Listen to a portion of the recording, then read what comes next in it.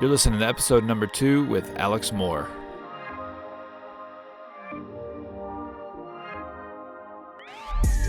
Welcome to the Creatives Unite podcast, hosted by Alex Moore, former Hollywood actor and side hustle jeweler, and Wayne Ostrowskis, former professional athlete turned apparel designer and maker.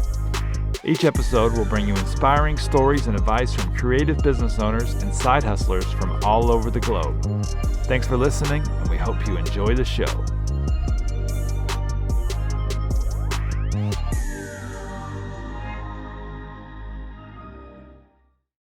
All right. Hello, this is Wayne Ostrowskis. I'm here today with Alex Moore, aka Gold Pan Pete, aka Alex O. Moore, aka Alibaba, aka God. You grow a really good mustache, don't you? You're a mustache guy. Yeah. I'm not. It doesn't connect to my beard here. Doesn't have to. So whenever I grow a beard, I just have like a mustache with a little gap. Our beard, Yeah. sorry, a little gap, and then the mustache. But you know, my dad, Owen, he grows a big mustache. I think he has one now at the moment. It's one of those mustaches, like if you were to watch, I think of like a Pixar movie, and I can't think of, so maybe Big Hero 6 is one. I can't remember, but like they go into a police station and then there's the police officer there and he's got like this huge, we'll call it a cookie duster, right? Like I think that's a term that you introduced me to, not that you made it up. Because my rugby coach in St. Louis, he was a cop too. He was a chief of police, and he had a massive mustache. That's what we called him, the cookie duster. And then it kind of caught on, and they made T-shirts with his face on it for the rugby team, and it was like a drawing of his face, kind of outlined with the big, like the cop sunglasses and a big mustache is all like the facial features, but you could tell it was him. And it just said cookie duster on it. I remember that shirt. So did he come up with that? No, I got it from my friend Chad, who I taught with. He coined it somehow. So yeah. Yep. Anyway. Okay. What a great saying. Yeah, you can rock a mustache. Like I said, I'm not so much. I'm more, when I go mustache, it's like, I don't know. It can happen. I think it has to be manicured right, and I haven't figured that out yet. So that's not my style, but even when I grow out, like I just haven't shaved, it just has like a stubble. It just looks like I have a big mustache and like. Yo, quit touching your face like that though. Oh, sorry. Yeah. I'm kidding. Yo. Oh man, I'm playing. Yeah, man. All right. Well, we've been chatting, and obviously you and I are good friends. We say good friends. We've grown up together, and we stayed friends along our journey, and we didn't necessarily talk all the time. I think that's common for friends. I think, now with texting, I think it's a lot easier, but there was a time where there was no texting and, we talk here and there and this and that, but we've already, kind of jumped into a few podcasts here together. And today we're going to talk about you, Alex. Oh yeah. AKA Owen. So throw mama from the train. Yep. The Owen character. Owen, Danny you're DeVito's grounded. Owen. And then Alex's grandma Katie. Rest in peace. May she rest in peace. We would have this, we would laugh. She would come visit Alex in the summer. She was from San Francisco, and she would come and stay with you guys for a month, right? Or more. At times. Yeah. Almost Or like more. all Yeah, summer. sure. Yeah. Yeah, she would stay all summer. Grandma Katie. She was cool too. She was always like, I don't know. She brought a different perspective to the table, but it was just funny because we were used to not having anybody in the summer. We'd just play, we're in our teens and we'd be, outside, whatever, going here and there. And she'd always be around. But the joke was, she looked like the throw mama from the train. Yeah. She looked exactly like her. Yeah. Like she could have passed as a double. Right. Definitely. And then Alex's dad and your middle name is Owen. And so it just clicked. Wasn't it Danny DeVito? Isn't it Danny DeVito? And I think Yeah. my dad kind of resembles Danny DeVito. Well, not really, but I mean, maybe in some ways, in some ways, but he's definitely not as short. Your dad's No. not that short. But yeah, Anyway. no, Grandma Katie is. She, like you said, we would be pretty independent in the summer times. And when she stayed with us, it was like, we'd be going somewhere and she's like, "Where are you going?" I was like, "Oh, I'm just going out and play with Wayne."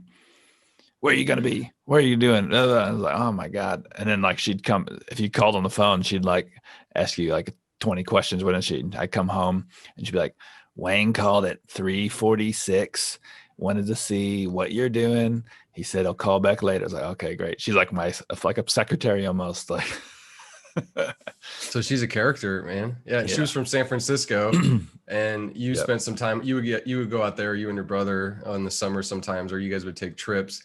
And I remember what was the house where the Mrs. Doubtfire house. I just remember you going by that house because she lived Yeah. out there, and I thought that was so cool. I was like, wow, that's interesting. Like, Yeah, no, it was we went out there a few Christmases. It was a family vacation. right on. And yeah, went to did that kind of thing. I think oh geez, Yeah. but 90s sometimes. So yeah, Mrs. Doubtfire was a popular movie whenever one of those years. And yeah, that was filmed in San Francisco. So we went by there, went by the house that they filmed it in. I think like the house, the row of houses they show on like Full House, and they're Mm-hmm. Yeah. that old show. Well, actually it's a new show now too, but yeah, anyways. Yeah. Right on. But we spent the whole summer basically when she lived with us. We would like sleep in our camper. Remember that? We stayed in like the Yeah, camper in no, the driveway. We yeah. basically lived in there. Vividly remember we would hang out. They had a camper, and it was a whatever. It wasn't like full size, but it was a good size one. And yeah, we were like, I don't think we were old enough to drive, and we might have gone to the pool still at that time, right? Yeah. But we yeah, I remember just being outside though, basically. Then so a couple of things that came into my head about that time period too was music. That was one thing that I always remember, that you had a lot of diverse CDs. So you had a diverse CD collection, and you introduced me to a lot of different types of music. And it was surprising that you were the one to have the music. No offense, but like you had all different types of stuff, like all over the place, including Snoop Doggy Dogg at the time, Doggy Style. That was either my first or second cassette tape that I ever bought. Cassette tape. Yeah. Talk about, so that's what I want to jump into music, because like that's a connection that you and I have always had, and I can elaborate on that further, different things. I remember going to my first concert with you. Actually, we went to see Less Than Jake and we were in high school. Yeah. And we went on a Friday night or something. You were going. Do you remember that concert? I don't remember where it was at. It would either probably been at probably the Galaxy on. That sounds right. On what street was that on? Anyway, it doesn't matter. Yeah, so it's Galaxy in St. Louis. So, and so this is actually going to be our second episode, isn't it? But we've actually already recorded years, so we go into a bit more of our childhood and years, which is the next episode. So we don't need to go too much further back than that. But anyway, yeah, I know what you mean with so more into like high school stuff. Yeah. That's gonna annoy me now, that road. Anyway, no, it doesn't matter, dude. I think it's probably not around anymore, but the Galaxy, a small little club in St. Louis that I went to a few concerts. But I think the first tape I ever bought was Snoop Doggy Dogg, Doggy Style. And yeah. I remember being like, wow, these are, it was all over the place, very graphic, it's a great album. I listen to it still. Yeah. No, so let's talk about the music though, because I feel like music ties into your, to your art, and honestly in your path. I mean, what do you want to talk about, Alex? Do you want to talk? No, that's all right. So let's talk about the music then. So how did you get music? Were you gifted albums, or did you buy albums yourself? No, I think I pretty much bought them myself. I don't remember ever really being given a gift of a tape or CD unless I kind of asked for it for Christmas or something. Okay. Specifically. Yeah. But I don't really remember other ones that I had bought before, if that makes sense. I remember buying CDs, but as far as tapes, it was Snoop Doggy Dogg and probably a few other ones. I think I might have had Ice Cube tape. Like the one with Today Was a Good Day on it. Yeah. I know that, like, I forget the name. It's all a blur, but I know what the album even looks like. Yep. So I remember, that album. I remember you had a lot of Sublime, and that was something that was later on. So that was more, because that, '95, I think, is when Sublime's self-titled album came out, and that's when like you started to listen to it because it was on the radio. But that '95, that was when I was like a freshman. Yeah, so that would have been an earlier CD that I bought. Another one, like even before that, like kind of a few kind of rock albums. I remember I had the Cranberries CD. One was Zombie, that song on it. That was a cool song. It's a great But album. I think I just heard stuff on like MTV because we, like I said, we used to be home in the summers, and our day pretty much consisted of like you would come over really in the morning. We'd watch MTV when they actually had music on it for a All the few time. hours, maybe like something else. And then we go to the pool or something or go outside, you know? Well, so that's one thing about you though, is that you've always been really, like, you're talking about buying your own music. You know, you've always been, I feel like, driven, where you always had a job. You always were you'd be the one where like we talk all the time, and then you'd get some random jobs. Like you've had a lot of different jobs of all different types. Yeah. You were part of Red Bull, something. I don't even know what you did there. Yeah. You've obviously been a teacher. I mean, you have a long resume of different types of jobs that you've done, right? Yeah, I do. You want to talk about that at all? Like, can you? Yeah, we can go into Rattle that. it off. Just rattle yeah. them off. I'll rattle them off. All right. Starting. So, I guess growing up. Dairy Queen. Dairy Queen's one, right? Queen. Umpiring. You talked about umpiring. Yeah, we talked about umpiring Wayne's episode.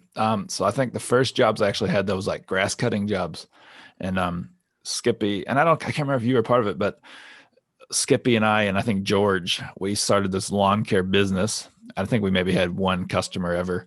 It was called MMJ Lawn Care, Moore McClintock Johnston Lawn Care. And I cut, it was kind of my aunt's uncle's yard down the road, Marv, this dude.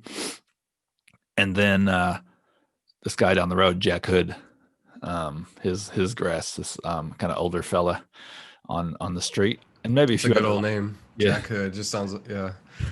A few, I think we did a few other lawns too, but that was like kind of our first thing before we could legally kind of work. And then, umpiring the youth, like Little League Baseball. And then in high school, then I got a job at Dairy Queen, and I worked at Dairy Queen for about 3 years, I guess. Strong. That's a strong 3 years. Yeah, loyal because I remember lots of people are getting these other cool jobs or jobs that seemed a lot cooler than working at a fast food restaurant.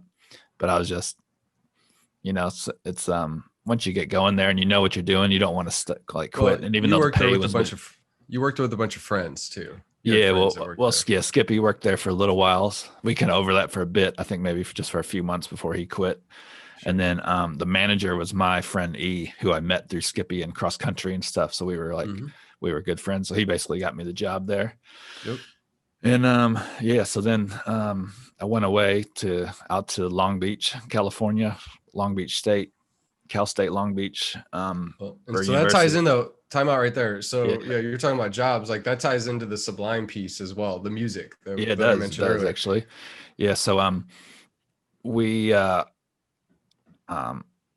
we said with Sublime's a band, my favorite band still to this day, from Long Beach. And so I had another friend that moved out to San Diego, Tom, and I went to visit him a few times, and when he was going to school out there, and I was like, yeah, this it'd be awesome to kind of come out to California to go to school. And so I chose Long Beach.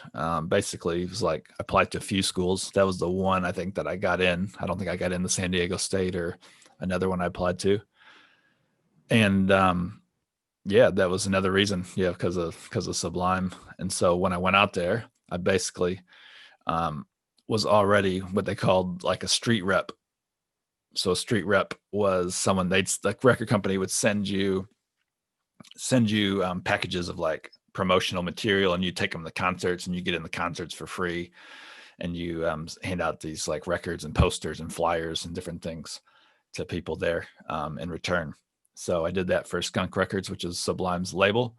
And then when I moved out there, I got a hold of them, and they said that they were looking for an intern.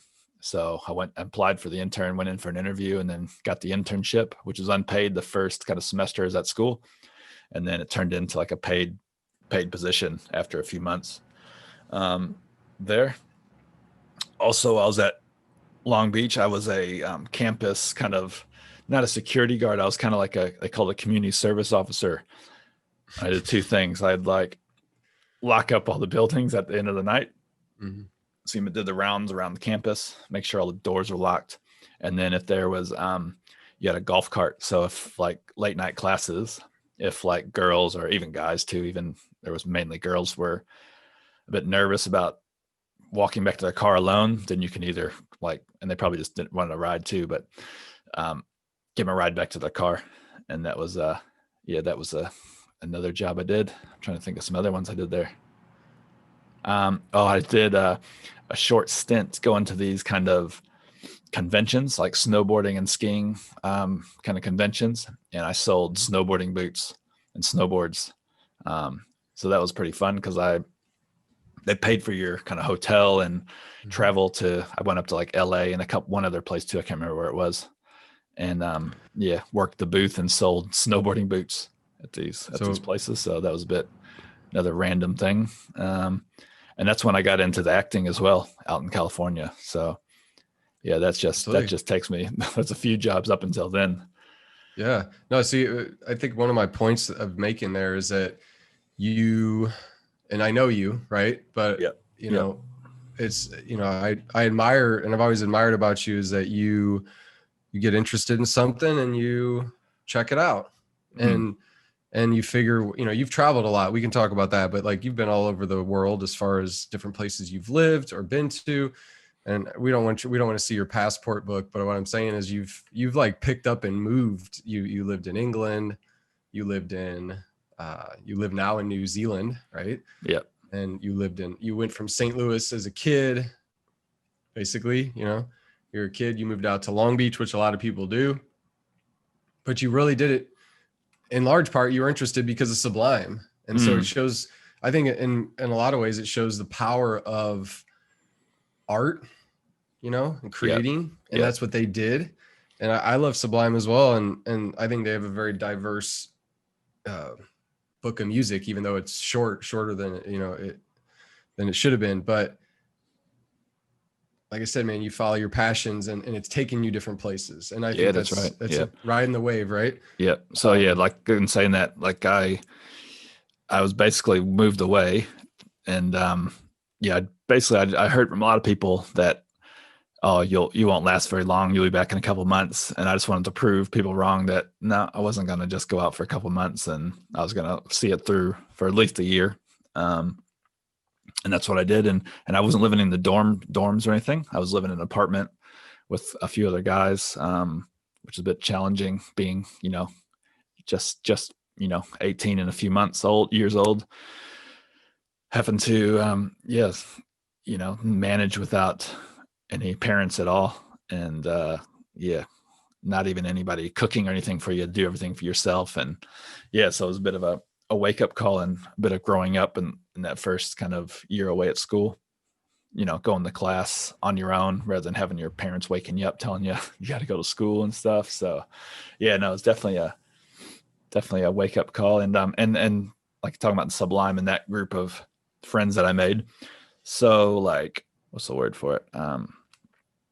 Inclusive, I guess. You know, like I was this 18-year-old kid and these guys were in like their 20s and 30s. And I remember I went to this, I chat with them a bit. It was kind of before, you know, Facebook and everything. And they had this message board. So it was just a message board on their website. And I chat with some of the other bands and some of the other fans and things.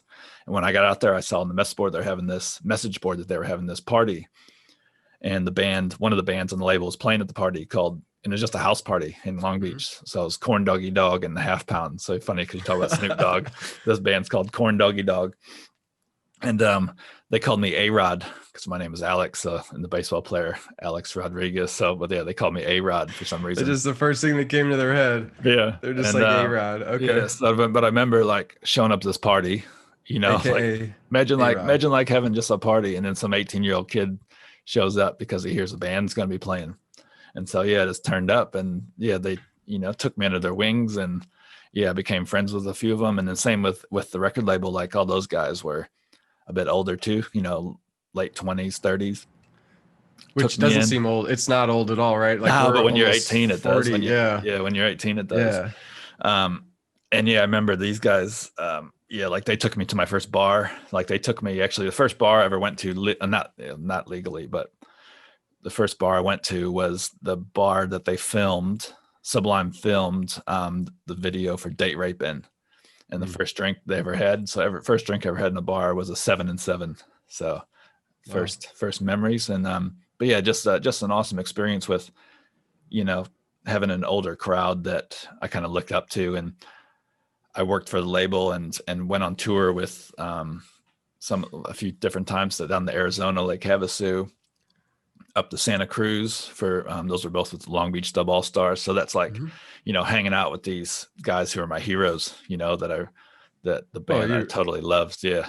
yeah, no, man, I think that's great. I think that I like to hear that they were inclusive. And I think what I take out of that and what I take away is that, you know, we all look for that inclusivity. We want to be part of something. And some people do it in different ways, right?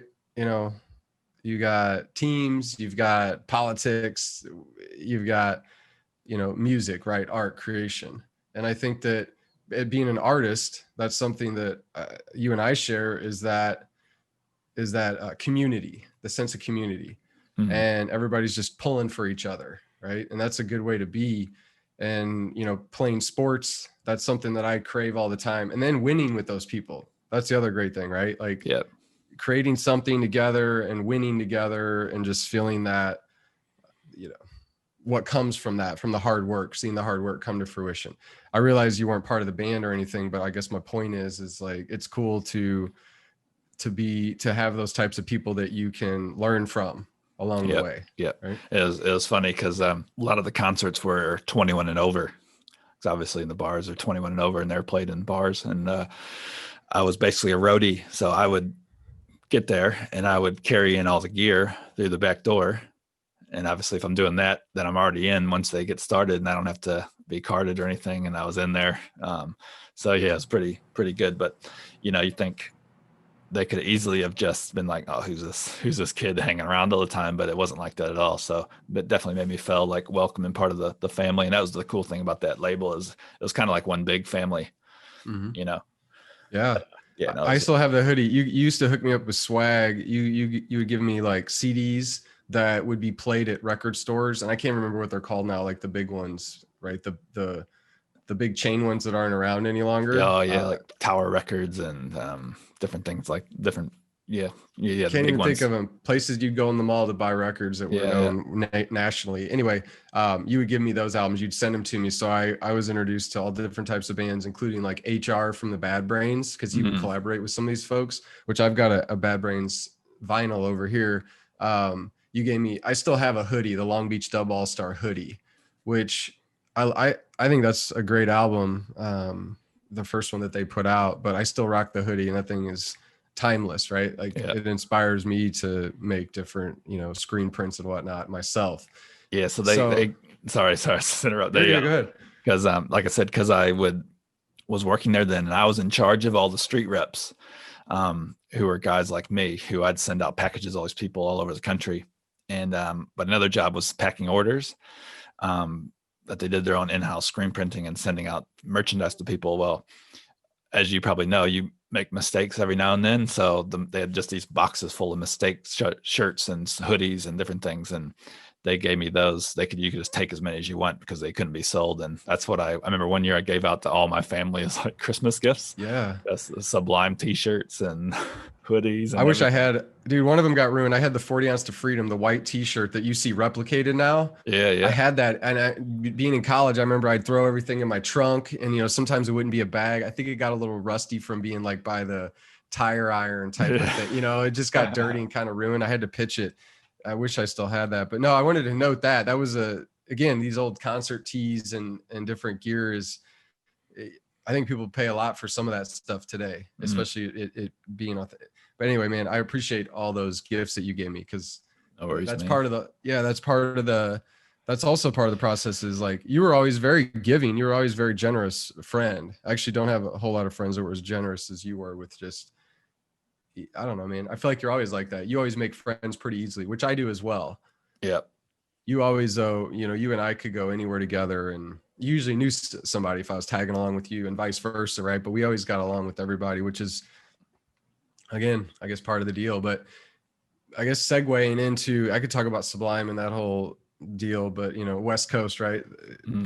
That it was like everything. We were into a lot of things that were on the West Coast, and now you and I live on the West Coast. You're across the ocean, but maybe you're on the Eastern hemisphere now, right? Or are you guys Western? Southern hemisphere. You're in the southern, Southern whatever. hemisphere. Okay, Yeah. close enough. No, yeah, but we're across the ocean from each other now. But talk about the acting, right? That's an interesting thing Yeah, about yeah. you. So that kind of goes in from college, because that's when I started. I took my freshman year, I took a lot of elective kind of classes that were more fun than anything. Oceanography, which was a really fun class. I took a sports Life Aquatic with Steve Zissou. Yeah. Seen that movie? No. You haven't seen that movie? That movie is absolutely, you got to see that movie, Alex. I think you'd love it. What's it called? It's Life Aquatic with Steve Zissou. It's a classic, it's brilliant. Right, it's a Wes I'll Anderson film. It's got Bill Murray in it, and I could go on and on. It's got the whole soundtrack. Here you go. David Bowie is the soundtrack. Yeah. Except it's performed by, I think his guy's name Sue George. He's Brazilian, so he sings in Portuguese all these David Bowie songs with an acoustic guitar on the ship. Sorry, spoiler alert, I guess, but the whole movie though, it's genius. Cool. It's all David Bowie shit. So anyway, back to what you're saying. Yeah. So oceanography, intro to acting was another one. Sports appreciation, and so the intro to acting was with this professor, I guess, and her sister was a director in Hollywood. But yeah, basically that's how I started acting. My first acting job was as an extra on the Adam Sandler movie called Little Nicky. Little Nicky. Filmed that at my university. I've never seen it. I should. It's funny. It's a bit silly, but it was a good one. And so that was pretty cool. Even though it was a big part of, I was part of like a big audience, like it was a basketball scene they filmed. Basketball scene. He's playing the devil or something. Playing the devil. The devil's like taking over the referee or something, and he's blowing the game type of stuff. Yeah. But I was trying to think of what the order of these things. And then back I moved back to St. Louis and to finish school at St. Louis University, the Billikens. And obviously in St. Louis, there's not many opportunities for acting, but the ones that there were, I got involved in. And I went back out to California for another movie. It was The Princess Diaries. So I played a part in that as extra in that. A big movie. That's a big film. Yeah, big film. So I was like a private schoolboy.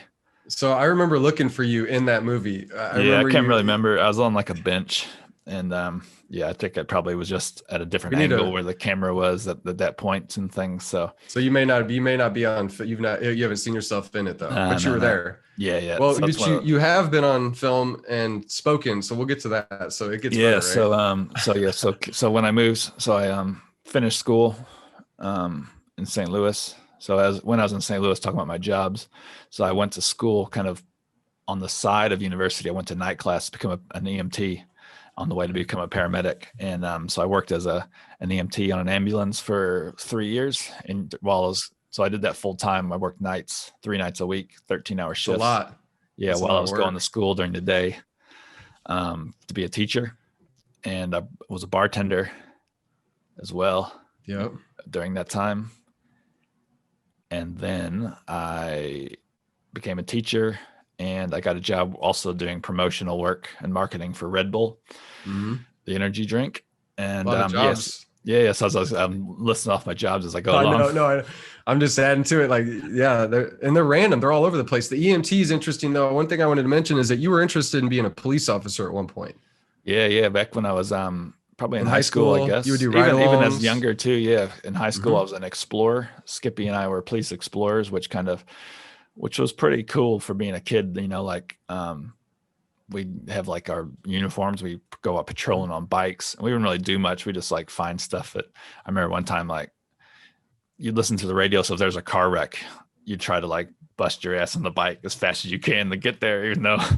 So I remember Skip and I did that a few times. We'd be out on patrol, and it's just anything that kind of happened. I think I think we found like a water main break or something one time. Well, there's nothing else to do at that time, right? We've got no phones, Yeah, no, no exactly. Yeah. electronics. Yeah. You're doing, you're going with the flow of Yeah. trying to have a good day and entertain Yeah. yourself. And so we'd be just cruising around town on our bikes, and you got to do like ride-alongs at night. And yeah, so it was pretty good for a kid. Like I said, 16, 17, I guess. You also had to do some pretty crap things, duties. Like I remember, like if it was like a big festival, you had to kind of help direct traffic or do parking and things like that. But yeah, that was my police days. And then as I got to like a little bit older and into university, I realized that I say, yeah, most people don't really appreciate cops, yeah, so I kind of went a different direction. And a friend of mine, my friend Tony, was going to take this EMT class, and so I was kind of thinking, yeah, that'd be quite interesting to do as well. And so I signed up for the class, and he ended up not taking it. So I took it my class, and I was like actually the top of my class, doing it. And then I worked in the St. Louis area on an ambulance, doing that. Worked my way up to intermediate EMT, which means you can give IVs and intubate patients. And then I stopped before I became a full paramedic, just because I basically got burnt out on doing it over 3 years, kind of while I was going to school. But yeah, so anyways, back to trying to, where was I? Oh yeah, so then I graduated as a teacher. I worked at the campus bookstore too for a while. You were a camp counselor too. Yeah. So that's that was kind of towards the end of university. I was a camp counselor out in Virginia, which actually kind of leads me to where I am now, actually, to be in the long run. Mm-hmm. So yeah, in a camp in Harrisonburg, Virginia, called Camp Horizons, and I went out there as a camp counselor for 2 summers, and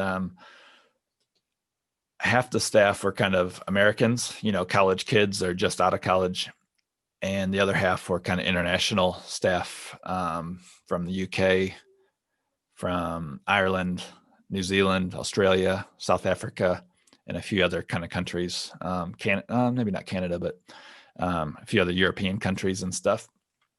And so we'd go out there, and I was there for like 12 weeks, and it was really good experience. And I met some really cool people that I still keep in contact with now. And so when I finished school, I went out and visited London with my good friend Nick, who I met at the camp.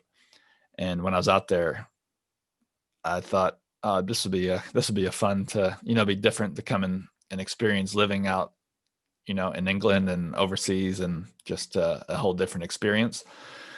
And so I was teaching at this time in the St. Louis area, Collinsville, for 2 years.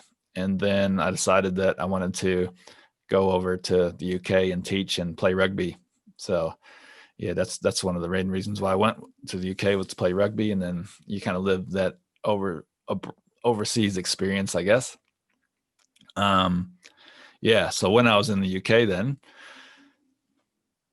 I forget the actually first time how it actually got into it. I think I maybe just thought it'd be easier to get back into the acting, because I did enjoy it when I did it in California, and found an agent when I was there, and they took me on. And then a lot of the kind of Hollywood movies and things are filmed in the UK, the different studios there. I'm not 100% sure of the reasons why they do it out there when they do, just different locations, that they might need or whatnot. And lots of times they're looking for American actors, though. So I'd rather have an actual American rather than a British actor. I guess Americans have a certain look, maybe. And if they do a speaking part, then they don't have some fake. That's funny, right? Like, do they really though? I don't know. Maybe. Yeah. I mean, maybe like haircut style, but Yeah. shoes, trainers versus Shoes. sneakers. Yeah. No, Those aren't shoes, real quick though, like that's more of that old school, like low profile shoe sneaker, which they call trainers, right? Like it reminds me of like Yeah. a Nike Cortez. Yeah. that doesn't really have like a back heel to it necessarily is like more common. So shoes would be like kind of what we call like dress shoes, right?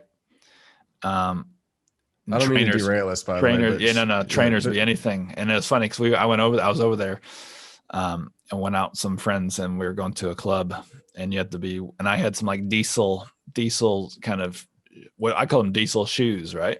And they were yeah. just kind of like tennis. They looked like kind of trainers, but they're like, Mhm. I mean, they're at the Kind of time they're old like, looking, yeah, like they're almost like like, a driving shoe slash boxing yeah, something shoe like that. Yeah, or those. So this is like kind of runner. early 2000s, and diesel shoes were, Hmm. and they were expensive too for what they were. Yep. Hmm. They're just nice looking. Well, they were cool looking kind of You trainers for the liked them. time. Yeah. I got you. So you wouldn't take them out running. They're kind of a casual street shoe, right? Anyway, so I was like, we're going to the club, and my friends were like, "Where's your shoes?" And I was like, "I'm wearing my shoes." And they're like, "Those aren't shoes, those are trainers." I was like, so we actually had we're at a hotel, and there's a guy and his girlfriend in the room across from us, and they were like coming home as we were leaving or coming back to the room, and we asked the guy if I could borrow his shoes, and he let me borrow his shoes to like his dress shoes to wear out, and then I put him like by his front door, by the door when I got back, so I was able to get into the Who does that? get into the Who club. does that? Yeah. Oh, you needed a pair of shoes Yeah. to get into a club. Yeah. Yeah. I don't know how I feel. I've had experiences like that where you're wearing something that's like not. And they were like, I remember they were like these black kind of clunky kind of not shoes. even cool shoes, right? No. Yeah, like not. So, yeah. All right. Anyway, so back to the diesels are much cooler. Acting. Yeah. So anyway, so yeah, did quite a few, student films, short films, low budget films, but also quite a lot of high budget, big Hollywood blockbusters. Mm-hmm. Like what? Captain America was one of the first ones. I played a Hydra soldier. Mm-hmm. And you wore some sort of crazy, like couldn't see your face type. Yeah, kind of like it was like a Wars. helmet with goggles like attached to it that came down to like here, and it was kind of like what was the hat? It was kind of like a leatherish type of hat, helmet hat thing. Was it cool? Did you feel like a badass in that, or were you? Yeah, it was pretty cool, and like it was unimpressed? super secretive. Like you couldn't. They took away your phones when you got there. I think I did sneak a photo of it. When I was there. It's before iPhones and stuff, but it still had like these kind of boxy camera phones, like a flip phone or something. And so that was with I can't remember who the bad was. It Tommy Lee Jones, maybe the bad guy? I can't remember exactly. But Chris Evans was Captain America, so it was in scenes with him. So that was pretty cool. And Captain America. What was after that? The Dark Knight Rises, the one with Bane. So I was one of Bane's henchmen. So that was pretty awesome. That I was in a scene with Morgan Freeman and Christian Bale. That's one of the best. Real quick, for the Batman. So my favorite Batman is the first one with Michael Keaton. I say first one, like obviously there were series. Yeah, me too. Yeah. We used to know those lines by heart, didn't we? We watched it so much. I remember I was a Joker in third grade. My mom did a great job, like sewing a Joker suit. It was purple, and I had it.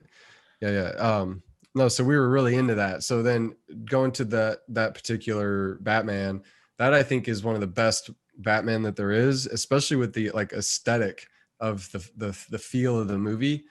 Bane, his character, the way he talks, looks like he's on steroids. I don't know, but whatever. Like he's super. He's a unit, a massive. He looks, like a wrestler where they're like look larger than life, right? But then like I don't know, even the way it's shot, the vibe of it it's a badass movie. But anyway, so did you meet people that like, did you interact with these folks? And I know there's a couple more movies you're in and you saw some other people. I remember you telling me a couple people you've met along the way, but so in back to Captain America, like Chris Evans was the most kind of, I wouldn't say unfriendly, but he just had no interactions with the other, with the background guys, which I technically was. I didn't have any lines or anything. Yeah. So he'd walk, if you walk by somebody and you kind of give him a nod, like, "Oh, hey, what's up?" He was just straight past you, not even looking at anybody around him, type thing. So maybe just in the zone, who knows? Yeah. Um, yeah, he was so close contact, but not a lot of Well, connection. you On the you other talked hand, about Sir Anthony Hopkins at one point, right? yeah. I'll I talk to say him sir, next. like Yeah, I yeah, know. Yeah.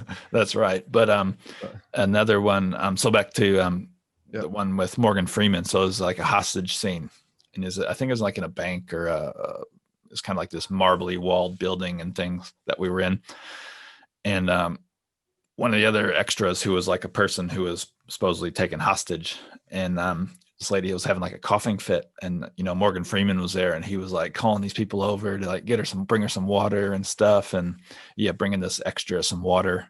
So yeah, Morgan Freeman was one that was just like super friendly and down to earth, and you're standing next to him, and you're just like, oh my god, I can't believe it's Morgan Freeman, and he was just like an everyday dude. You know what I mean? Yeah. Like, The down to earth resonates because that's one thing I actually meant to say with the sublime piece. Like being down to earth's a really valuable trait. I mm, think you're showing a lot of gratitude to just being alive, and maybe I'm broadening it too much, man. But you know what I'm saying? Like yeah, it's good to be around that energy is what I yeah, really yeah, want, you know? yeah. So that's Because cool even I to hear. remember on Captain America, even like the other, like they had guys, it was the armorer who's the guys in charge of all the guns and things on set, and he was just like, oh yeah, just talking trash on Chris Evans just because he was the way he was, and he Huh. was basically. I don't even know what he looks like, Chris Evans, it doesn't matter, but yeah, I'm with you, bro. Like it doesn't get, If you you don't saw get him, a whole what lot I of mean. I think respect. yeah, if you Yeah. saw him, you know who I'm talking about. Yeah. But Morgan Freeman, who's one of the top actors of all time probably, Yeah. and He's in the Lego Batman movie, right? yeah, so just down, just so down to earth, and like I said, it wasn't like, oh, get away from this lady who's coughing. He was like bringing her water and stuff, going like out of his way to help her. Yeah. Anyway, carrying on. Um, a few other like kind of British films. I can't remember all the names of them. Somehow I'll just go through the big ones. But another really cool one was Red 2, which is a movie with Bruce Willis, and so it is Sir Anthony Hopkins, who's another like one of the greatest actors of all time, pretty much on that list at least. And he plays like kind of this bad guy who's like a genius type thing, and I played a soldier who was transporting him, and we're on this like kind of cargo ship, and he poisons us all. So I get poisoned, so we're in there choking to death, and we've got stuff in our mouths making us foam out of our mouth. And Did you yes, die? I died in the movie. Yeah. Damn. How many Yeah. films have you died in? Well, when I was a Hydra, I died a few times. I was different dead bodies. If they needed some dead That bodies. counts. That counts. Like Yeah. if it's Well, yeah. I've died in probably about three or four. Okay. Yeah. Yeah. Another one I was like, God, this dude who basically was like, it was kind of, I was found in a church, and I was like kind of kneeling at the altar with a sword through me, like propped up on the sword. There's like this small kind of student low budget film I was in. And any other dying scenes? That counts. Yeah, probably Okay. three or four. Well, Yeah, probably another one I can't remember. I've gotten beat I up a would, couple times. I've stabbed if I were somebody, you, I would to already death. know the answer. If somebody asked me, Yeah. you need to brush up and get the number like 7. Yeah, I think 7 times. 7 times. Not And kidding. yeah, I've beat up a few people, stabbed somebody. So yeah, it's been pretty good. But anyway, so yeah, Yep. but Anthony Hopkins. So like we're in this cool closed quarters on this cargo ship, and yeah, same thing, super friendly, taking photos with us all, acting. Just Mhm. communicating and talking to us. Not like he's not sitting in the corner on his Yeah. chair and just ignoring everybody. So Yeah. yeah, So that was a pretty good one. You learn from people like that, right? You're like, oh well, this Yeah, guy's yeah. been in a lot of great movies. Here's how they're acting and acting. Here's how they're being when they're not on the camera, right? Yeah. Like, and there's something to be said for that. You learn from people like that. You just sponge up. I wanted to ask you, and so we can talk. I know you're in the green zone too. At the same time, talk to me or tell us about the process of getting, going up, like the day that you go to audition, and just briefly, just like what's that grind about, right? Like, on any of these auditions or however that works. What did you have to do to get on these films? So lots of times, a few of them, they just would cast you from photos. They wouldn't even need to, Were you surprised they casted you? because of that? No, I'm kidding. Yeah. Okay. No, they would, you know, a lot of, and if they were kind of background stuff, they had a look that Mhm. they were looking for. And they Yeah, said, oh, yeah, yep, this dude could be a soldier. Bang, he's a yeah. soldier. Because you're like what, like 6'3"? I used to be 6'5". I think I'm like 6'4" now. I've shrunk a little bit, but yeah, six Okay, four. We'll say 6'4" and a half. Um, you seem smaller. I'm kidding. yeah. I'm messing with you. All right, so okay, so So yeah, basically, yeah, the a day. few of them are cast already. Other times they'd be like, the agent would call and be like, "Oh, can you come to an audition? You know, and to this afternoon." I'd be like, "Oh God." So then, because Mm, I was teaching as well, so I'd have to like figure out a plan. I say, "Oh, what's the latest one?" And I have to jump on like trains and tubes and get there. And most time I get there, I've been running to the place. I'm not late, and I'll be all sweaty. And mm-hmm. but basically, once you go into audition, you basically fill out a form and you sit. And lots of times there's other people auditioning as well, sitting there, and they just call you in one by one. Mm-hmm. Got a camera set up in a room. They normally have somebody kind of sitting at a table or just standing around with like telling you what to do. And then you basically just read from a script, and Mm-hmm. that's basically it. Never filming it, and then you hope you get a call back. Sometimes, like especially commercials, they make you do a bunch of weird stuff, just like random stuff. Like here, jump up on this chair and jump back down.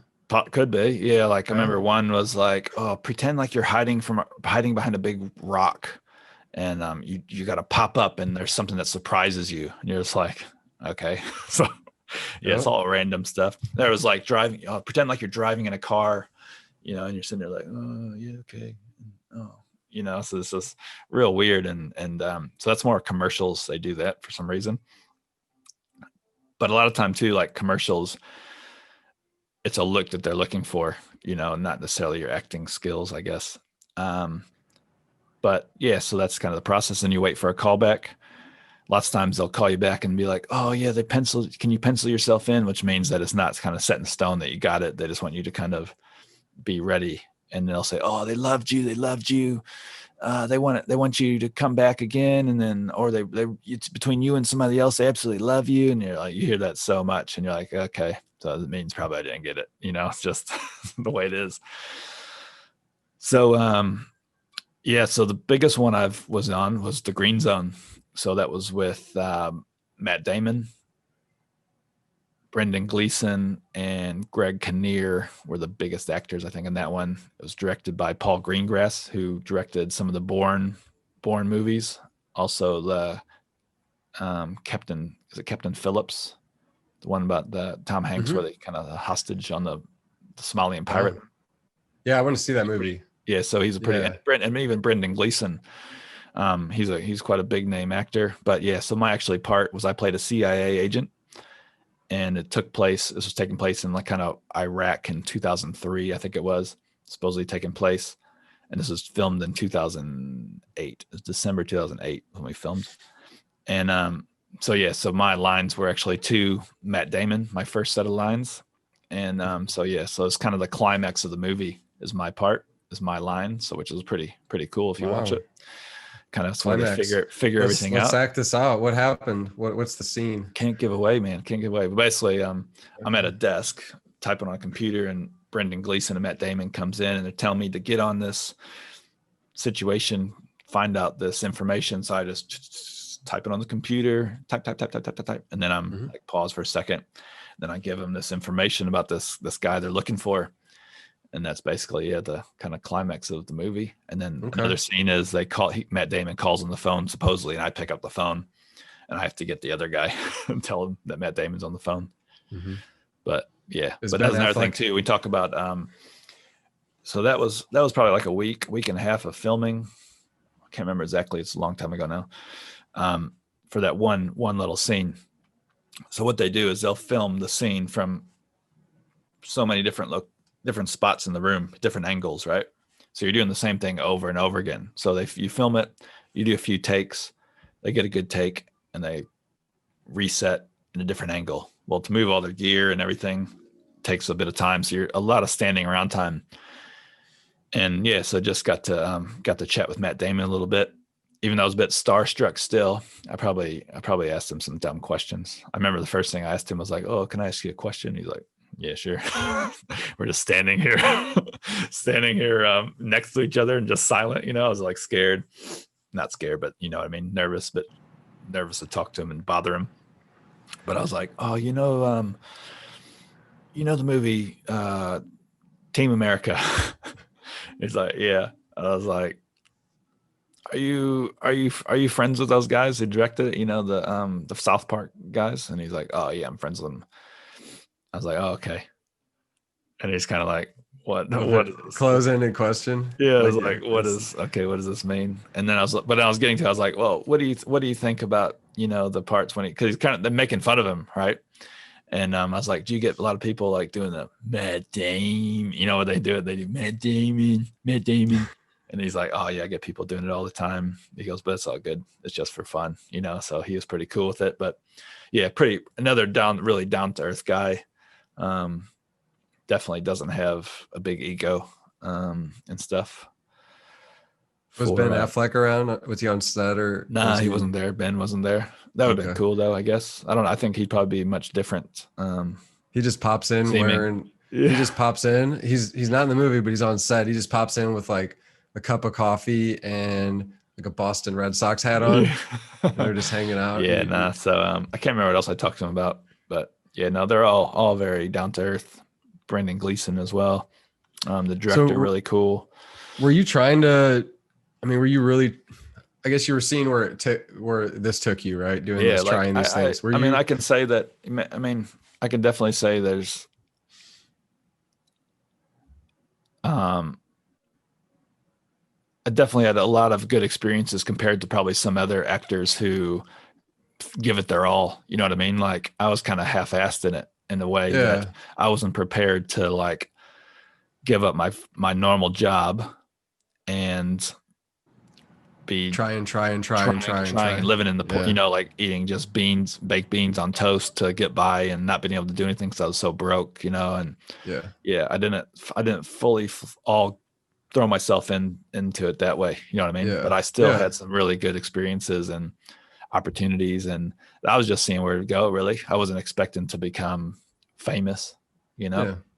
You were just but I enjoyed it as well. Yeah, so it goes back to what we were talking about earlier. Just you would start doing something, try it out, get into it, see where it took you. It took you a lot of different places, right? You moved around the world. Like I said, now you're in New Zealand. I mean, all right, let's talk about Gold Pan Pete, who you are today, or Gold the Pan business, Pete. Business that you set up. Do you want me to set it up here real quick though? Just talking about Gold Pan Pete. So Alex has told this story quite a few times. He's been on however many podcasts. You might know that number. Maybe you don't. Doesn't matter. 4, I think. 4. 4. 4 is a magic number today, it seems. Yeah. That doesn't count the one we're doing now. Doesn't count this one, no. Right? Okay. So you've talked about your story. You've told your story. You've been in a few books. You have talking about Gold Pan Pete, I guess I want to talk about the book, so we can get to that here in a little bit though. But just the fact that you were used as an example of the success you had doing your side hustle, right? Yep. And so, I know you've told the story about how Gold Pan Pete came about. I think it's an interesting story, and I think what we do and even your branding has a lot to do with what your story is. I mean, that's what it boils down to. So tell your story about how it started, however you want to tell it, and then we'll take it from there. Yeah. So when I was living in the UK in London, I was teaching and doing acting stuff. Acting stuff was like we said, it was not full time, sporadic. Couldn't really make a living of it, but teaching is what I was doing for my full-time income. And I was getting pretty burnt out on teaching and knew I couldn't go on like that for another 30, 40 years of teaching like that. And so I read a book called The Art of Nonconformity by author Chris, I think it's Guillebeau. It's how you pronounce it, who's actually in Portland as well. An author who lives in Portland. I didn't know that. Yep. Okay. So you guys are neighbors. But was basically about how there's ways out there that are against the, go against the grain of your normal 9 to 5 job. And that kind of instantly resonated with me, is because that's what I was looking for. And my kind of thing was, I didn't know what to do though with it. You know what I mean? So where to take it to be able to start. My wife and I got engaged in probably the summer of, I forget what summer it was, but summertime in New York. So we got engaged. And then that Christmas we went back to her family. Her family's in New Zealand to visit around Christmas time. And where she's from in New Zealand, where we live now, back in the 1800s, 1900s, was a large area for gold. It was like gold rush here. So a lot of gold miners came here in that time frame, similar time as they did to the California for the gold rush. And so I knew the area, had a lot of history with gold. And so I wanted to go gold panning to find enough gold to make my wedding ring.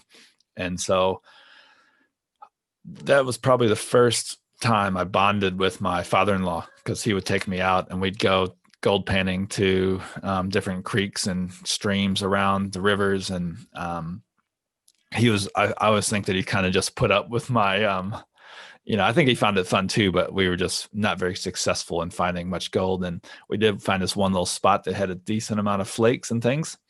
And then he was panning and found this little gold nugget. So about maybe a quarter size. So if you cut like your pinky nail into like kind of a 4, the nugget was like a quarter size of like one of those little quarters, that size nugget. Small, but still decent. And so I still think that, no, actually I found it, but my theory was that he might have gotten some gold and like put it in my pan when I wasn't looking, just so he could say that I found something. Cause he did. He's like, I'm ready to go. Yeah. He planted it hours and hours so we could. So, but it was, I think the amount ended up being about, maybe like 40 or 50 US dollars worth of gold. And so, when we got back to the UK, I met with a jeweler, this Italian jeweler named Antonio, who was some friends of ours, jeweler that made their wedding rings. So talked to him, had a consultation with him about making the ring, and so that whole process. But during that time, I found that he also taught at a university in London, taught jewelry making. And just kind of one of those things like we talked about, if I find something interesting, then I'll do it. So I thought, that's quite interesting. And decided to take his class. Although I didn't take his university class, because when talking to him, he's told me, "Yep, I do the class, but you might only get maybe 15 minutes of one-on-one time per class." But I also do kind of one-on-one kind of training at his workshop. So that's what I did. I went there on Saturday mornings. I think it was like from like 8 to noon or something. So I took the train quite early, and then, basically learned from him there. And that's where the name Gold Pan Pete came from. So gold panning, actually Pete's not my name, but at Long Beach State, the mascot is called Prospector Pete. And so, it took that kind of, baseball team is known as the Dirtbags. The Dirtbags. That's just a baseball team though, which that's like a nickname. Yeah. I had looked it up before. I played ball with a guy that actually went there. Yeah. And I, whatever. Yeah, I knew a lot about it because of you already. Right? Yeah. But I had a friend that played baseball on the team. His name was, John Montez, and he was, I think he was a pitcher, but, and he's one of those guys he was a good friend at school. And I lost contact with him after I left, but I've never been able to get in touch with him again. So John Montez, get in touch if you remember me. But anyway, so look me up. But so that's where Pete came from. But even now I get people calling me Pete, especially in emails and stuff that. Oh yeah. Quite funny. I always just joke that that way if someone comes looking for Pete and they're angry or something, I can say, "Oh, he's not here." So you have to. I'll get the message to him. So you learned Antonio taught you how to make jewelry of all different types. And I guess a couple things. What's your favorite thing to make? like, do you like rings? I know you make some pendants for necklaces, and you do some other things. So yeah, so I think probably rings my favorite, because I remember when we first started, the first thing I made was this it was a cat brooch, and it was basically a cutout. So basically, it was just using the techniques of sawing, sawing metal and filing and soldering. But I remember it took us like 3 weeks to do, and I was just like getting so bored of it. But when it comes down to it, in making jewelry, if anybody's listening has experience, they'll know what I'm talking about. But so much of the time that takes is filing and sanding, you know, once you get to those stages. Yeah. So basically he was teaching me, the real process. You don't just jump in and start making rings right away. You got to get those techniques down, and then we ended up making rings. But I do because I wear rings the most. Those are probably my favorite to make. But yeah. What do you think about my ring? Oh yeah, I saw that before. There's your championship one. That's tight. Yeah, tight. I just want to. You want to show that to everybody? That? Yeah, just right in your face now. Well, that way everybody be able to know what you're talking about when you talk on your podcast. Then the third episode. I saw the Lakers just got their rings. So yeah, I saw that too. It inspired me to pull it out and whatever. It's awesome, man. I've never had a championship ring, but anyway. Yeah, bro. So rings though. So you make wedding rings for people. How many wedding rings have you made for people? For either couples or just one or two? How many do you think you've made? I'll give or take a dozen. Yeah. Maybe so more. Probably more, because I think some people buy them and they probably have told me when they buy them, but I forget. Yeah, you forget. Yeah, it's a lot to keep track of. Especially at the market type thing, but like specifically kind of ordering them through me for wedding rings, customized. Probably about a dozen or more, maybe. Yeah.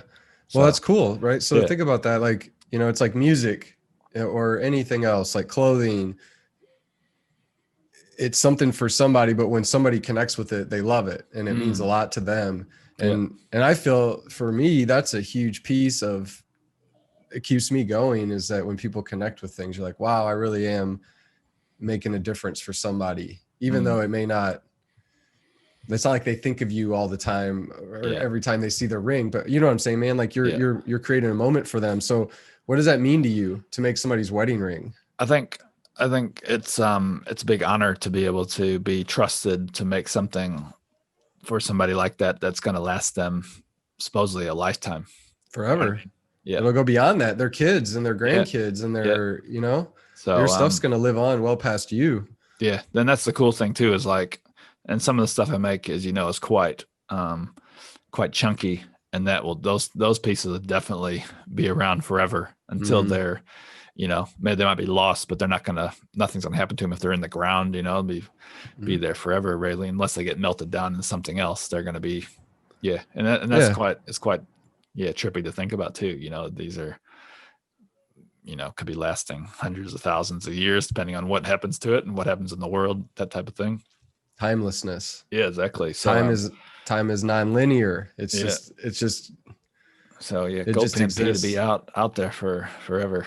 So in that process, like, you've built an aesthetic, and I say in the process of you starting jewelry making. Let me back that up. So making jewelry, you have a style, I have a style. Talk about your aesthetic, the style that you create, that you enjoy and that your customers enjoy. Yeah. So like I talked about, I trained with Antonio, who's an Italian jeweler, and he makes a lot of fine jewelry, they call it. Really impressive, intricate stuff. But not necessarily my style for wearing or buying, really. And some of his clientele were a bit older ladies and things. And he's an award-winning jeweler. So some of his pieces, he will spend thousands of hours on, maybe not thousands, but hundreds of hours making these things for like a show where if he sold it, I remember I was asking him how much it was. He's showing me this one piece he did that he just finished and it was in this exhibition and he won awards on it. And I was like, and it's made out of silver, which silver is, it's a precious metal, but it's not like as expensive as gold, So it was quite a big piece, had jewels and stones all in it.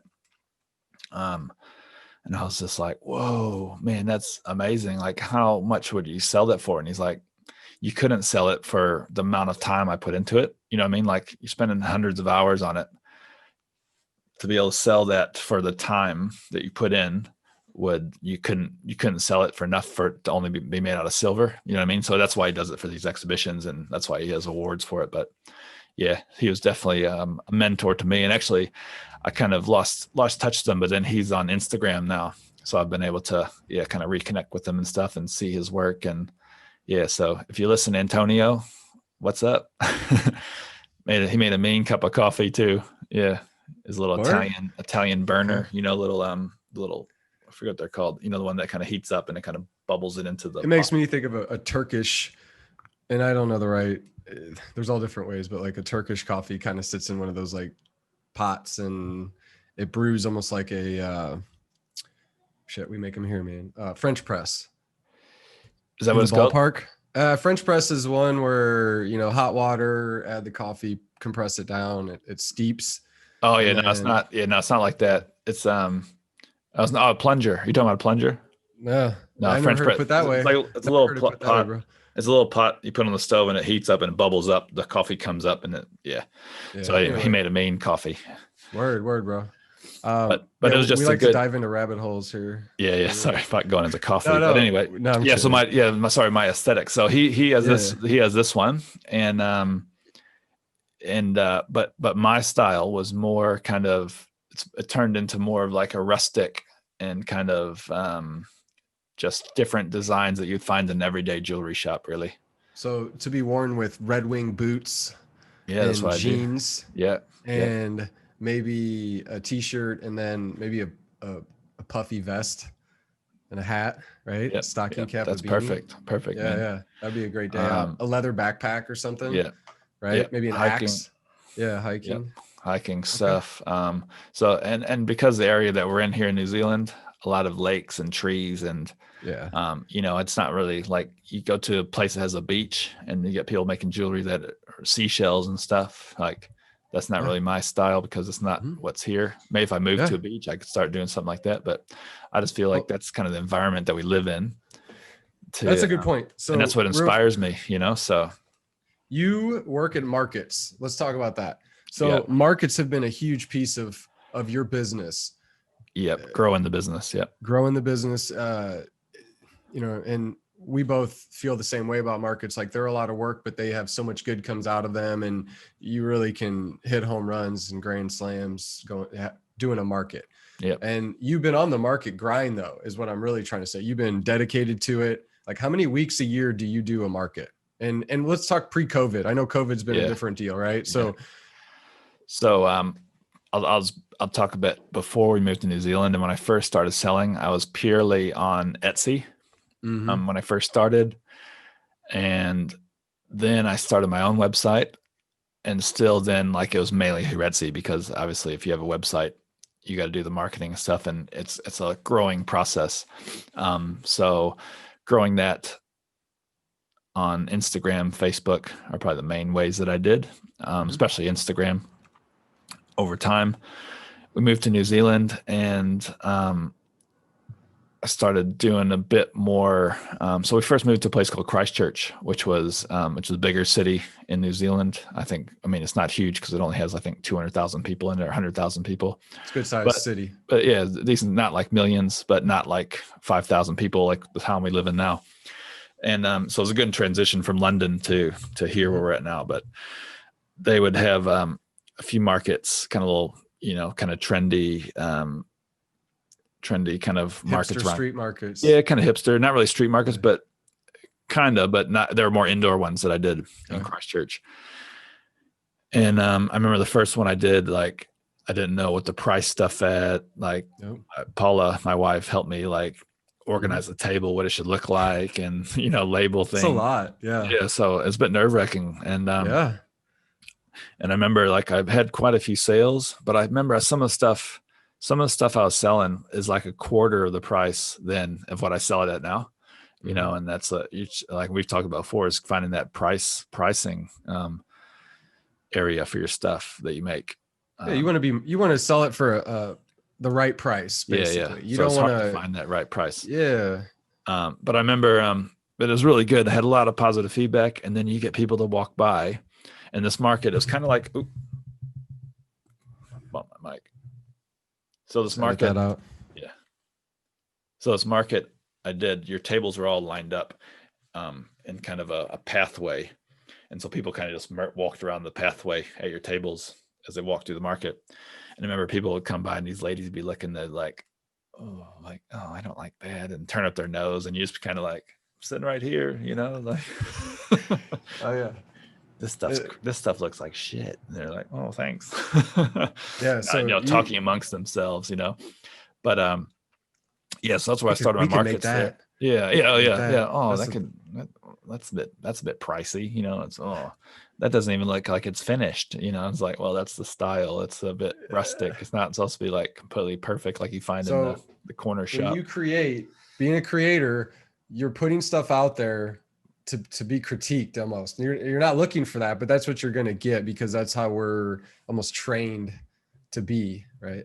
Yeah. And unsolicited feedback. You're not asking for anybody's opinion.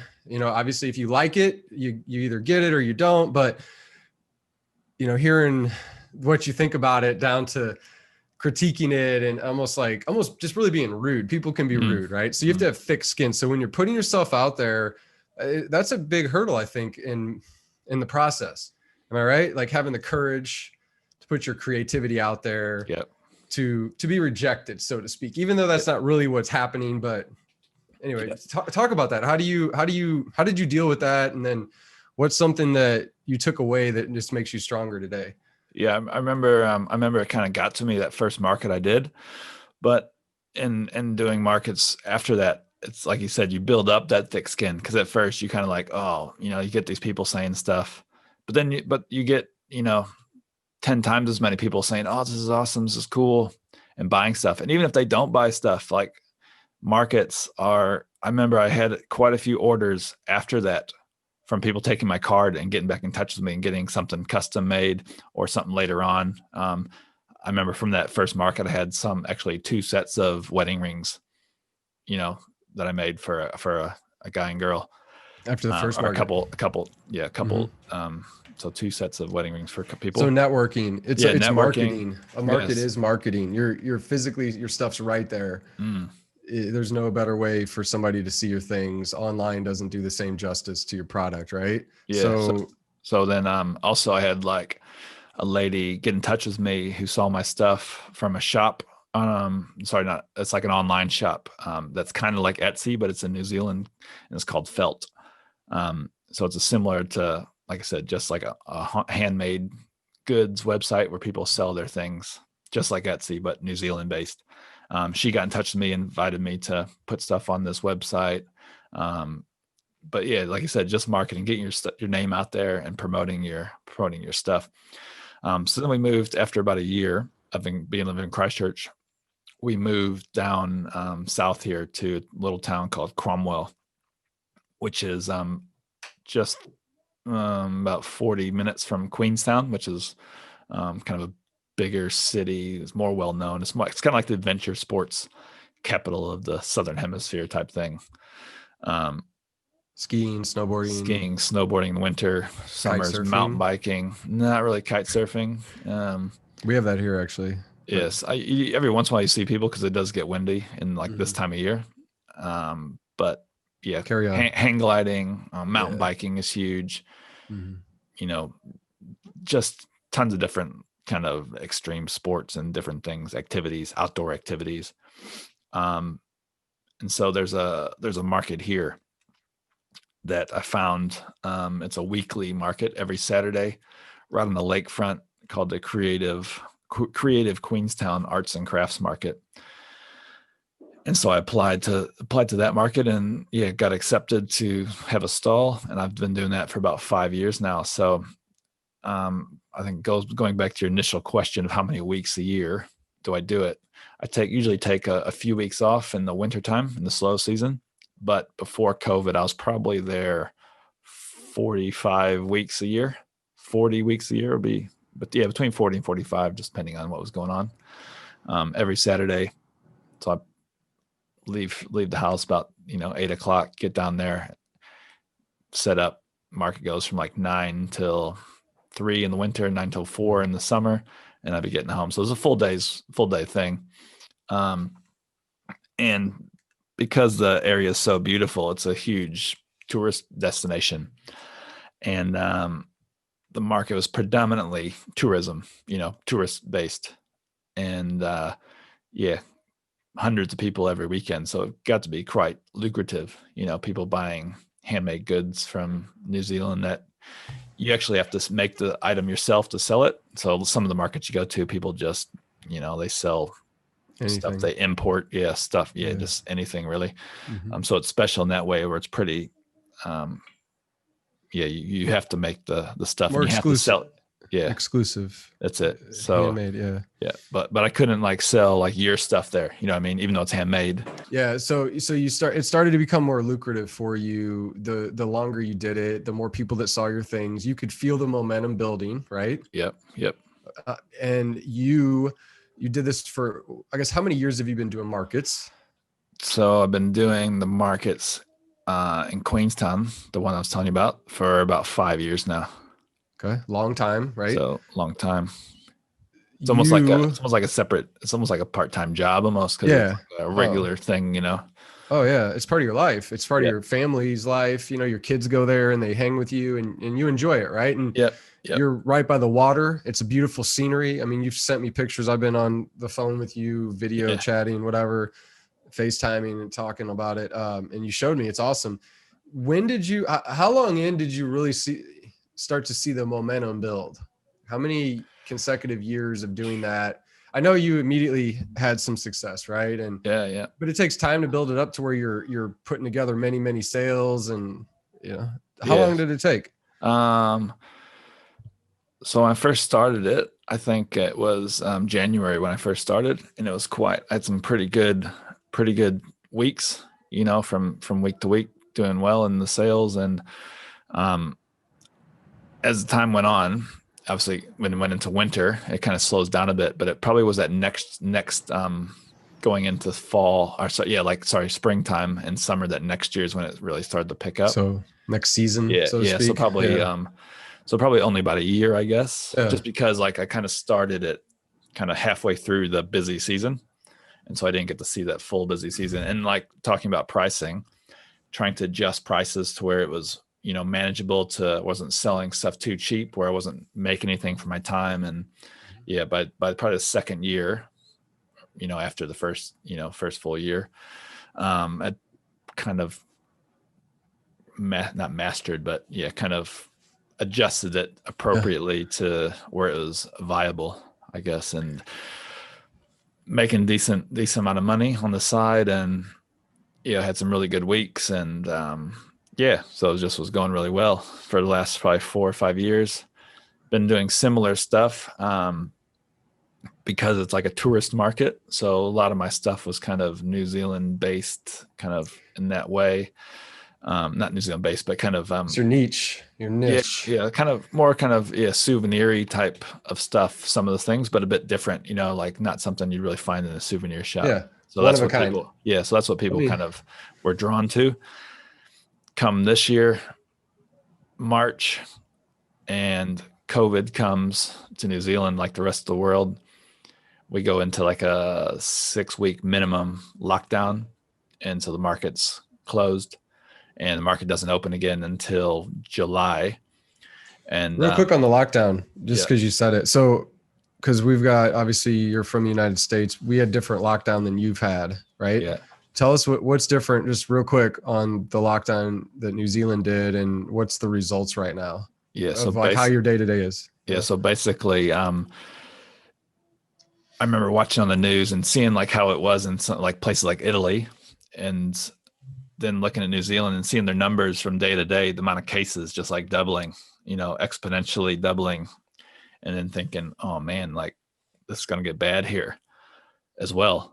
And then the prime minister had an announcement and basically said, from now we're going into level 3. So they made these like levels, alert levels, and they announced these levels, and they said, we got these levels 1, 2, and 3. We're going to go, I think it was like at midnight into level 3, and then 48 hours into level 4 for 6 weeks. Level 4, basically everything shut except for supermarkets, gas stations, and like doctors' offices and pharmacies. Were you allowed to leave the house or your property, Only so to if speak? for like exercise. So you couldn't like drive unless you're going to like supermarket, or if you were like an essential worker. So there were a few essential workers, but it was like actually essential workers. It wasn't like, oh, this guy's I don't know. There's So a it was a list of government government, mandated yeah, lockdown, mandated, and it and was strict. yeah, pretty strict. Like people are arrested for breaking it, Okay. knowingly breaking it. So back But to the market. Oh, go yeah. ahead. So the No, market, go ahead. yeah, was shut down. Yep. And shut down until July. Mhm. So we went back into level 3 and then level 2. And New Zealand basically kind of wiped out the virus, and it's still like everyday life is just normal, pretty much, as So you guys are normal as back you to would normal. think. Yeah, there's Mhm. No masks. no masks, not really, no social distancing type of stuff anymore. Oh. I think people are still a bit weary. Yeah. There's cases, but there's no tourists coming in.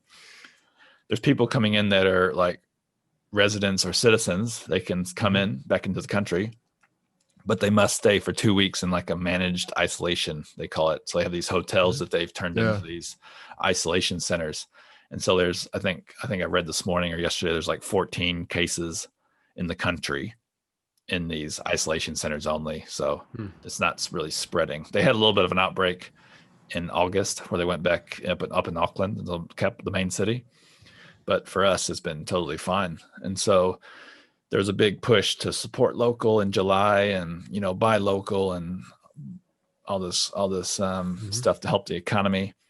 But you're not getting that tourist. Yeah, and it was decent for a few weeks, and then gradually since July, it's basically just gone downhill. Just a slow decline in sales and things at the market because people are coming. From what I've observed, and we've talked, and you obviously do it every week, every day. You live this, but one of your the big reasons people buy from you is not only your stuff, your product's great, but they're looking for that souvenir, like you said, and you cater to that. You make the rustic, you make the New Zealand inspired or like historical. You'll use coins and you'll use Logi points or, longitude, latitude of different areas. And that's something that people want to take away when they go back to wherever they came from. Yeah. I had a customer. That's right. Yeah. No, I had a customer tell me one time, she's like, oh, jewelry is the perfect souvenir kind of thing because it's not going to take up a bunch of space in your luggage, and it's going to, it's going to last for a long time. It's not going to be like a t-shirt that wears out in a year. Whoa, and things like that.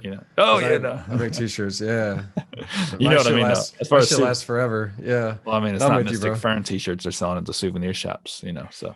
Yeah. No, I just wanted to note that's you recognize though that is it's one of your go-to plays, right? It's one of your, you're at the market, you're there physically, people can see you, you have a presence, and I'm guessing there's not a lot of people at the markets making the same exact stuff like you're doing, right? Like, there's jewelers, but it's totally different styles. Isn't that interesting though? So I've been at, locations where people make different types of t-shirts or clothing, screen prints, specifically even tie-dyes. There's so many different ways. And, the camaraderie at the markets, and I'm kind of sharing this because there's probably people that want to do this type of thing that the markets and never have. I was one of those. I leaned on you a lot. I talked to you a lot. You were a great friend, just talking through your experience with me, helped me out a ton, just have an upper hand when I went to my first market. When you're doing these markets with other folks doing the same thing, what's the vibe like? What's your experience with overwhelmingly, right? Because you do these so many different times. There's folks that probably want to do markets, they haven't. What can they expect from the Um, community? yeah, I think one example is back when I first started. It was probably I was probably doing the markets about 6 months, and I was snowboarding and tore my bicep tendon off the bone at the elbow. And so I was in this kind of metal brace that was kind of with a hinge on it that kept it tight, and then you could loosen the angle and you could barely move it. So as you progressed, you can move your arm a little bit more straighter. But I couldn't lift anything, and I carry big tubs of my stuff for my setup and everything. And just like whenever I turned up, I had like three other kind of market stall holders helping me unload my gear and like take my gear over to my spot, without even being asked, and I hurt my back a couple months ago. And the same thing, like there's always someone there willing to give a helping hand. Another story is this older fella who does the market. He had I can't remember what happened, but they had to call an ambulance for him, and they took him away. But basically all of the stuff was left there, like, cause he went away in an ambulance in the middle of the market. So a bunch of other stall holders packed it all up and took it with them so they could get it back to him later on. So it's that kind of thing. Like there's definitely a lot of camaraderie. And like we said, my market goes all day. And so if you want to go get lunch, then you have to leave all your stuff. Well, you got someone next to you, you trust them and it's kind of like a back and forth thing. You trust them to look after your stuff, and they'll take care of any customers that come up during that time. And same for them. If they would need to go to the bathroom or, go get some lunch or something, that you'll look after their stuff. So yeah, definitely a lot of teamwork. And I remember when I first started and you get these new people and you'd be kind of like, oh, another new person, like, especially if they're doing jewelry, and you kind of have that like, oh, they're going to take away the sales, even though it's different stuff. And I just realized that's more of a scarcity mindset, whereas that Fear based. yeah. So it's you just realize that if someone likes my stuff, they're going to buy it. It doesn't matter if someone else has competition. Yeah, exactly. No, right? There's plenty of just because it's people. I've had people next to me that sell prints, and their print costs this much, and it might cost them less, so they make a bigger margin. Blah blah blah. Like all these things are going through your head, right? When you're doing these markets, you're like dissecting what other people are doing and how much it costs them and what they're selling it for, and it's never a competition though. But some people make it that, but don't be mistaken. Yeah. So that's kind of the way that I've kind of leaned towards that. But yeah, definitely, like I said, a lot of camaraderie. Someone's always there there's a lot of people that are there to help, not there to help, but they're more than willing to help. And if folks. You need anything, and they're just good people. We're all in the same kind of boat, really. And so it's good crowd, and you get you get from doing it 5 years nearly every weekend, you get to know the people, and like I got a friend there, he just opened up his own photography gallery just yesterday. So just been, helping encourage him, because he's a photographer. That's his full-time thing, is the market. So it's really hurt him, but just, he lives by himself and he's just doing his photography thing. And I know lockdown probably struggled for him because he couldn't leave his house and things. But I was chatting with him quite a bit on, messengers and things, and looking after one another, really. And so I was like trying to promote his gallery on Instagram and help people get in there. So you just do what you can to help everybody else, because they do it for you, type of thing. What are some next steps or things that you want to improve on or learn more about or get better at? And I know that there's probably a lot of different topics, but anything top of mind? Yeah, a few things. Like I was messaging my friend Jason, the photographer, yesterday, saying I want to focus and concentrate more on like using more gemstones and things in my jewelry, and more kind of gold, because I use a lot of silver, which is a bit cheaper, but gold is more valuable. So a bit more high priced items to, and balance it out. And just have a wider range, and kind of get out of that, at least for now, move away from the kind of the tourist aspect of the jewelry, the souvenir type stuff. So just get more into my so I've learned, like over lockdown, there's one thing I learned was to do 3D design. So, and I've bought a 3D printer since then. And it works great. Yeah, I've it seen looks, the, yeah, some of the stuff is awesome. And so yeah, yeah. just to use that to the full capability and Mhm. learn even more about that design process, and some of the things you can do are pretty cool with it that you can't do by hand. So yeah, I'm looking forward Mhm. to kind of experiment more with that. And Would you say, oh shit, sorry. Go ahead. no, that's fine. Yeah. So, yeah, just carry on with that, and focus more on like kind of a more worldwide audience of through the internet and online rather than just focusing on the market. Because who knows how long until the borders are back open and the Mhm. market resumes back to the way it was, if it ever will. Who knows? But So you've used your time to just try new things, expand your expertise, so to speak, right? There's so many yeah, different ways to make jewelry or anything. So mm, you're trying to get better, yeah, is what just I'm hearing. learn more, and just kind of, yeah, like I said, just get better, I guess. And Yeah. Well, you're investing, it sounds like, back in yourself. yeah, You're buying yeah, equipment, which I love. You want to make money at the same time. I feel like most of it, at least for me at the stage I'm in, it goes right back into it. But yeah, that's okay because you're investing in yourself. You're doubling down on yourself, right? You're mm, on just committing to making things yeah, and trying new things and exploring. Really, everything's an experiment, it feels like, right? yeah, Like you have to yeah, be definitely, curious. Um, right on, man. What yeah. else? What else? What else are we missing that you think's worth or not Ooh. noteworthy, but just important to share in this Yeah. episode? And I don't know. I guess with me, it started off with, like we talked about in that book, of being able to go not follow the status quo of the 9 to 5 job. And, I'm quite happy with my teaching job at the moment. I'm doing a PE teaching job and it's not full time. So it gives me other time at home and time with the family and stuff. And so my first kind of goal was to stop teaching altogether and do it full time and make money, where it's not 100% that case now. It's kind of shifted where I'm happy with my job now, but I'd love to do it full time eventually still. But the whole part of making money for me now has shifted to, instead of, just buying a bunch of stuff for myself or the, kids and toys and things, and being able to, spoil them like that. It's kind of changed from that to being able to help others, like I've been doing a lot of charity work in the last year or two. Um, and that's what I found, that, the more that you can make, the more that you can kind of give back and help out others. So it's not a thing about getting rich, or becoming like a billionaire type thing, which probably wouldn't happen making the jewelry, but, you know, it's not about making as much money as I can to hoard things myself. It's about being able to give back and help others. So yeah, that's kind of where my mindset and that has shifted.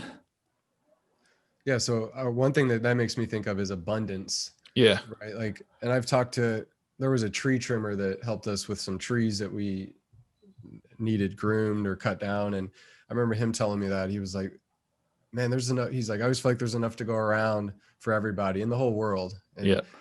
But I already think along those lines, but you're talking about abundance, just having what you need when you need it, being able to give back where you can. And I'm curious, like, what kind of charities are you interested in, or have you been Um, involved with? so yeah, one is the Ronald McDonald House, Mm-hmm. which is like a charity, a worldwide charity. They Mm-hmm. said that they have houses that are near hospitals where families can stay with their Mm-hmm. kids while their kids are getting medical treatment. Another one here in New Zealand is the Child Cancer Foundation. Mm-hmm. And then the third one that I've done some things for is called Camp Quality, which is I think it's a worldwide one, but yeah. So yeah, that's they put on summer camps for kids who've gone through cancer. Mm-hmm. So yeah, so those are the three. Yeah, yeah, no, that's awesome. I know that those all hit close to home for you. What kind of events did you do for them, or Um, were you involved so in? so for the Ronald McDonald House, so I play basketball here still in Mm-hmm. Cromwell, and I set up a charity basketball night where I contacted, oh, geez, as many as I could attractions and experiences, like businesses, like adventure businesses and restaurants, and just anybody I could think of, really, to be able to get donations for goods and vouchers and things that we auctioned off at this event. So basically, I wanted to. Basketball's getting bigger in New Zealand, but it's my kind of vision was to create something like a high school basketball game, with like the band playing and just a packed house, and how basketball isn't, in big games and like high schools in the Midwest type of thing. So I organized like my team to play a different team, who's kind of captain. They spent some time in Ronald McDonald House as well, so that was a big charity for him. The guy we played against and his team, and then also the two, like a girls' high school team and the boys' high school team here, played as well. And so we sold tickets to it. We had this like really good student band that we found that played at it. Had like kind of halftime games for the kids with giveaways, and then we did a live auction at the end, as well as a silent auction throughout the night. And then we raised about $9,000 for the Ronald McDonald House with that. Another one is the Camp Quality. So my girls went to the camp last year and loved it. So I did a hike from Queenstown to Cromwell, which is about 60 kilometers. So I think it was like 35 miles or something like that. Can't remember exact mileage, but yeah, it was a long way. So it took us 12 and a half hours to do this hike. And then we raised about, yeah. So it was like, on your step counter on the phone, and be like, 10,000, 6,000, 5,000. And the day we did, it was like 150,000 steps or something crazy like that. But yeah, it took us 12 and a half hours to do. And we raised about $3,500 for the camp doing that. And then, so for my birthday this year, I went to hike, basically up this mountain to the peak of this mountain, the Remarkables, that is in Queenstown. So from the bottom to the top, you can drive up to the ski resort, which is like pretty much, near the top of the mountain. And there's another higher bit you can hike up, but we're going to hike the whole thing. So that should be like a 6 to 8 hour hike up this mountain. You've always been into races. Now that you're talking, you're into the Tough Mudders and the. Yeah, I've done a few of those. I used to race in triathlons. Yeah. I remember I was telling my kids about this because they were doing cross country at their school.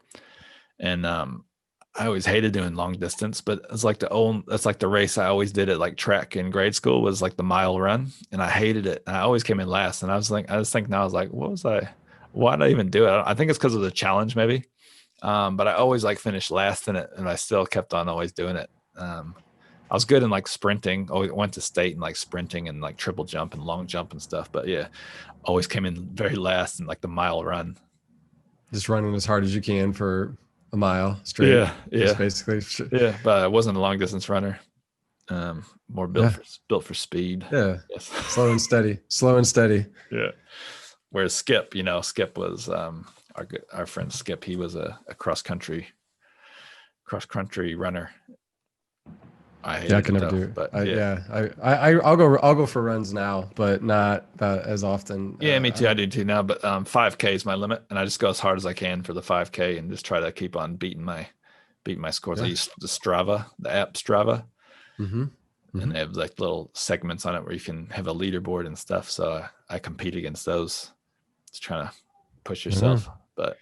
Well, we've got a lot more to talk about. At the same time, let's do that on another episode. What do you think? We're at the wrapping point. Yeah. So where can we find you? Where can we find Gold Pan Pete? So you can find Gold Pan Pete on my website, www.goldpanpete.com. Instagram at goldpanpete altogether. And facebook.com/goldpanpete, GoldPanPete. So yeah, those are the main ones I use. I haven't got into TikTok or anything yet. Yeah, we'll see what happens there. Yeah. Well, hey, it was great talking with you today, Alex, and I appreciate you sharing your story and I just appreciate being able to talk to you. So it was a good time. A lot Thanks, of fun. Wayne. Very, very Yeah, grateful. man. Yeah, man, it's been good. Thanks for being a good host, and yeah, we'll see you in the next episode, I guess. Until next time, See you, buddy. take care.